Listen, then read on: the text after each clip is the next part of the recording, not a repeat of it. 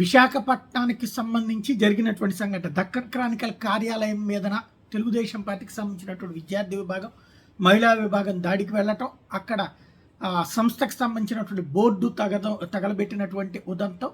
దానికి కారణం ఏంటంటే విశాఖ స్టీల్ ప్లాంట్ని విషయంలో రాష్ట్ర ప్రభుత్వం యూటర్న్ తీసుకుంది. ఎన్డీఏ ప్రభుత్వం ఏదైతే అమ్మకానికి గ్రీన్ సిగ్నల్ ఇచ్చింది అన్నటువంటి వార్త వచ్చినటువంటి నేపథ్యంలో దాన్ని వైసీపీ వాళ్ళు ట్రోల్ చేశారు కాబట్టి దానికి వ్యతిరేకంగా వీళ్ళు ఆందోళనకి దిగారు. అయితే దీని మీద నారా లోకేష్ స్పందించారు, బ్యాలన్స్డ్గా మాట్లాడారు. ఒకటి, ఆంధ్రప్రదేశ్ గవర్నమెంట్ యూటర్న్ తీసుకోలేదు, వైజాగ్ స్టీల్ ప్లాంట్ ప్రైవేటైజేషన్ని అంగీకరించే ప్రసక్తి లేదు అని తేల్చి చెప్తా ఈ విషయంలో దక్కన్ క్రానికల్ రాసినటువంటి వార్త పక్కా ఫాల్స్ వార్త, అది బ్లూ మీడియా వార్త, ఆ మీడియా కావాలని చెప్పి ఉద్దేశపూర్వకంగా రాసిన వార్త అని ఖండించారు. దీని మీద చట్టపరమైనటువంటి చర్యలు తీసుకుంటాం ఈ ఫేక్ న్యూస్ మీద అని ప్రకటించారు.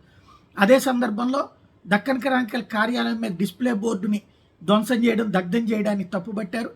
పార్టీ లీడర్లు సంయమనంతో ఉండాలని, ఇలాంటి వ్యవహారాల్లో ఎమోషన్స్ని అదుపులో పెట్టుకోవాలన్నటువంటి సూచన చేశారు.